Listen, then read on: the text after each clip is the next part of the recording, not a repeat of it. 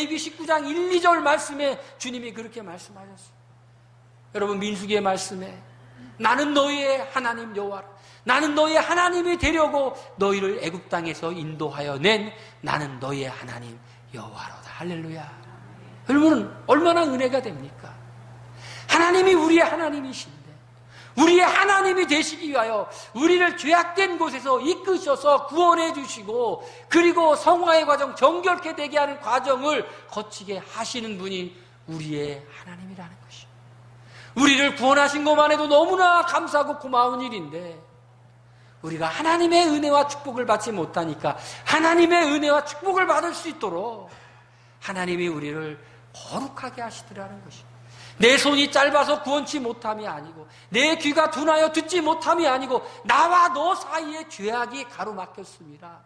광야를 걸어가면서 하나님이 그 죄악의 문제를 해결해 주시고 난 후에 한량없는 은혜를 우리에게 부어주시기를 원하시는 분이라는 것입니다. 한량없이 부어주시는 그 은혜를 여러분 마음껏 누리시기를 바랍니다. 그 생수의 은혜를 마음껏 누리시기를 바랍니다. 여러분, 사람이요, 사귀면 닮아지잖아요. 우리가 의임으로 주님을 닮으려면 힘이 듭니다. 주님을 사귀면 닮아집니다. 말씀을 자꾸 읽고, 말씀을 자꾸 묵상하고, 말씀을 자꾸 암송하고, 말씀을 사랑하고, 우리 하나님 말씀을 통해서 주님을 만나는 겁니다. 이 주님이 만나면 자꾸 주님을 닮아갑니다. 우리 만나면 주님 닮아가는 거예요. 사랑하면 닮아갑니다. 사랑하면 닮아가요. 거룩하다는 것은 구별되었다라는 것입니다. 우리를 부르신 거룩하신 이 하나님처럼 우리가 그렇게 닮아가려면 주님 만나고 주님 사랑하고, 그러면 주님이 기뻐하시는 일을 하고 싶고 주님이 미워하는 일을 하기 싫어서 저절로 의무가 아니라 특권으로서 닮아가더라는 것입니다. 할렐루야. 왜냐하면 우리가 하나님을 아버지라 부르기 때문에 그렇습니다. 아버지라 부르기 때문에 우리가 아버지를 닮아가야 됩니다. 오늘 말씀에 하나님 뭐라고 말씀하셨습니까? 외모를 보시지 아니하고 각 사람의 행위대로 심판하시는 이를 너희가 아버지라 부른지, 이렇게 말씀하고 있습니다. 외모를 보시지 않고. 하나님은, 하나님의 심판은 공정하다는 거예요. 외모를 보시지 않아요. 우리의 중심을 보십니다. 우리의 마음을 보십니다. 그분이 우리의 아버지십니다. 그렇기 때문에 우리가 그 아버지의 거룩하심 앞에서, 하나님 앞에서 마지막에 회개할 것이 있다고 생각하면서 살아가는 거예요. 그러니까요, 믿음의 시련이 없으면 우리 막 살아가겠죠? 믿음의 시련이 있으면 우리가 막 살아갈 수가 없어요. 조심할 수밖에 없고 근신할 수밖에 없습니다. 혹시 내가 잘못하면 어떻게 할까? 주님을 기쁘시게 하지 않으면 어떻게 할까? 하늘 문이 닫히면 어떻게 할까? 이런 마음을 갖고 살아가요. 내 힘으로 살아갈 수가 없어요. 하늘 문이 열려야만이 살아갈 수 있기 때문에, 하늘 문을 닫으면 안 되기 때문에 근신하며 마음에 허리를 동이며 살아가는데, 살아가면서 이런 생각을 하는 거예요. 하나님이 내가 살았던 삶에 대한 평가가 있다. 외모를 보시지 않는 하나님이 내 인생에 대해서 하나님의 관점으로, 하나님의 기준으로 평가할 때가 있다. 그렇게 생각한다면 우리가 믿음의 시련 광야를 살아가는 동안에 우리는 정말 주님 닮으려고, 거룩하신 주님처럼 살아가려고 몸부림치게 되더라는 것입니다. 할렐루야. 여러분, 기억하시길 바랍니다. 내 인생이 이렇게 끝나는 것이 아니라 내가 이렇게 사는 것에 대해서 하나님 앞에 평가가 있다라는 생각. 그렇다면 우리는 하나님을 경외하는 마음으로, 우리 그 평가가 무서워서가 아니라 그 평가에 나를 사랑하시는 하나님을 기쁘게 해드리고 싶어서, 나를 사랑하신 그 하나님의 마음을 흡족하게 해드리고 싶어서 우리가 그런 삶을 살아갑니다. 여러분, 그렇게 사시길 바랍니다. 두려움이 아니라 하나님을 기쁘시게 해드리고 싶어서. 여러분, 사랑하는 사람이 있다면 그 사람을 기쁘게 해주고 싶잖아요. 하나님을 기쁘게 해드리고 싶어서. 믿음의 시련을 극복하는 첫 번째가 구원의 완성, 은혜를 바란다면 두 번째로는 거룩하게 되는 것이었죠. 세 번째는 무엇일까요? 세 번째로는 형제를 사랑하라는 것입니다.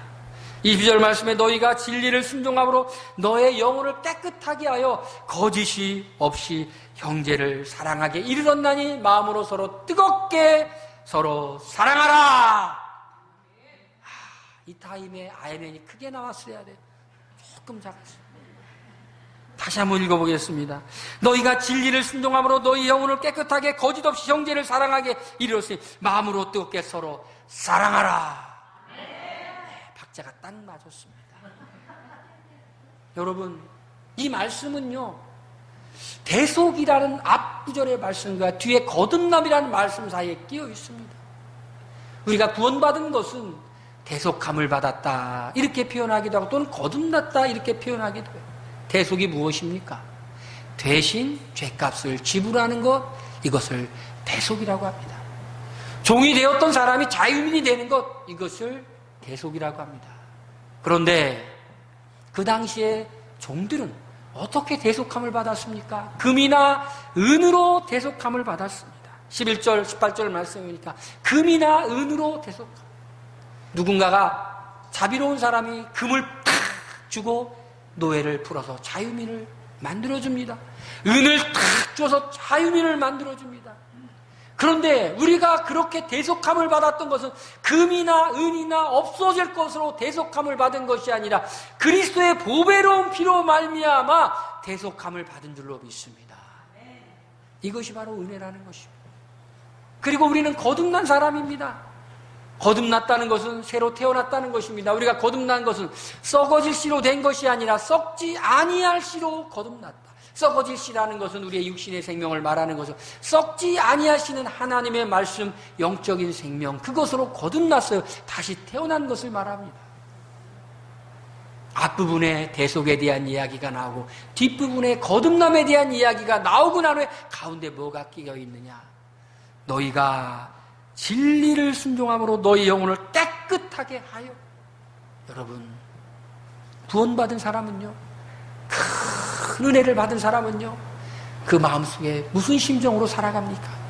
빚진 자의 심정으로 살아갑니다. 빚진 자의 심정. 우리 이번 여름 수련회 기도 제목 중에 하나가 구원의 즐거움을 회복하자 였습니다. 여러분, 구원의 즐거움 회복하셨습니까? 여러분, 구원받았을 때, 처음 구원받았을 때 어땠습니까? 나는 아무 일 없었는데? 정상이 아니죠.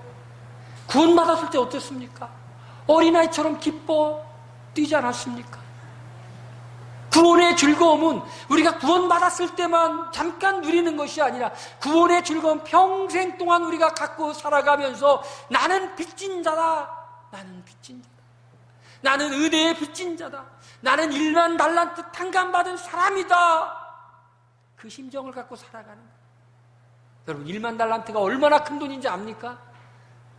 계산 불가능에 가까운 어마어마하게 큰 돈이 1만 달란트예요. 평생을 벌 수도 없는 돈이고 갚을 수도 없는 돈이 1만 달란트인데 내가 1만 달란트 빚을 줬는데 1만 달란트 빚을 탕감해 줬어.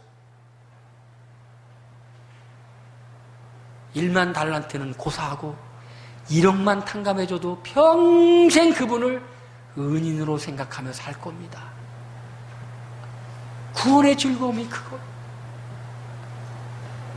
여러분, 대속함을 받고 거듭난 그 사람이 가져야 되는 기본 자세는 바로 나는 빚진 자다라는 것입니다.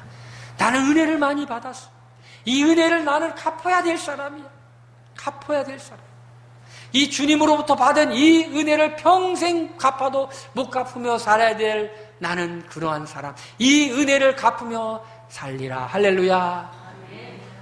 여러분, 가끔가다 이런 기도 제목으로 기도 좀 해보세요. 나도 남을 베풀며 살기를 원합니다. 도움을 주며 살기를 원합니다. 남들에게 힘을 주며 살기를 원합니다. 남들을 격려하며 살기를 원합니다.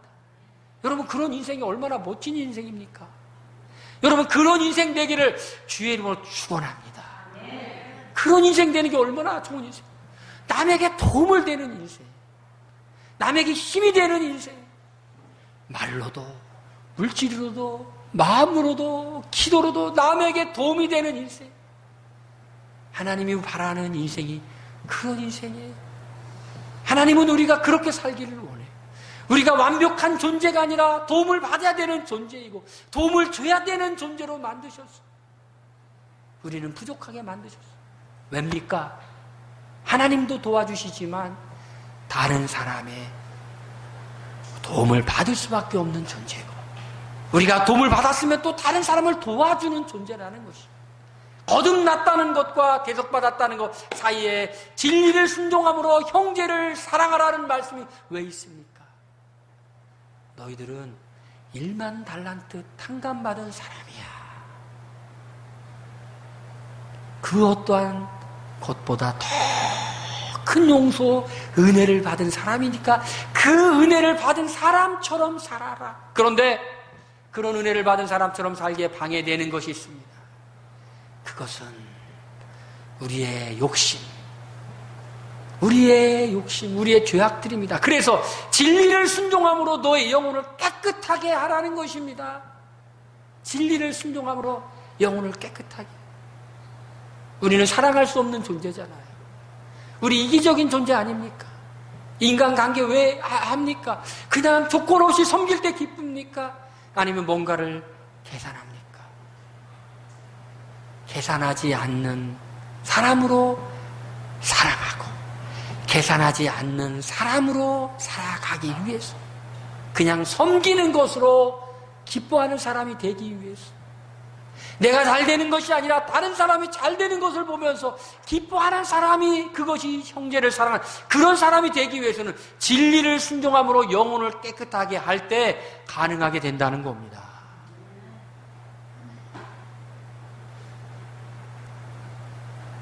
순수하다는 말이죠. 순수하다. 얼마나 그런 순수한 사람이 보기가 좋습니까? 어떤 사람은 그냥 너무 순수하지가 않아요. 나이가 어린데도 순수하지가 않아. 근데 나이가 많은데도 순수해요. 주님이 그러십니다. 제자들에게 천국에 누가 들어갑니까? 그랬더니 야 천국에서 누가 제일 큰 자입니까? 하니까 야 천국에서 큰 자 생각하기 전에 천국에 들어갈지나 염려해. 어린아이처럼 되라. 어린아이처럼 되라. 그것은 어린아이의 순수함을 주님이 말씀하고 있는 겁니다. 진리를 순종함으로 우리의 영혼을 깨끗하게. 우리 세상 살면서 얼마나 많이 우리의 마음 가운데 때가 묻었습니까? 주님, 이 죄악의 때를 벗겨 주시옵소서. 우리를 순수하게 해 주십시오. 그리고 난 후에 우리가 이 믿음의 시련을 겪어나가면서 형제를 사랑하는 것을 배우는 겁니다. 잘 될 때 아무 걱정 없을 때 그러는 것이 아니라 그러므로 믿음의 시련을 겪으면서 형제를 사랑하는 것을 배우게 됩니다. 왜? 나는 혼자 살 수 있는 존재가 아니라 나도 도움이 필요한 사람이고 그리고 옆에 있는 사람에게도 도움을 줘야 되는 존재인 것을 깨닫기 때문에 그렇게 될 줄로 믿습니다. 할렐루야. 여러분, 믿음의 시련을 당할 때 어떻게 하라고요? 잠깐만 근심하라. 그리고 그 다음에 어떻게 하라고요? 곧바로 기뻐하라. 내가 진짜 믿음이 있기 때문에 이런 일이 있구나. 그리고 그 믿음의 시련을 통해 내가 하나님이 내 믿음을 보여주기를 원하는구나. 극복하는 방법 3가지. 은혜를 온전히 바랄지어다. 할렐루야. 우리를 부르신 이처럼 거룩하게 될지어다. 할렐루야.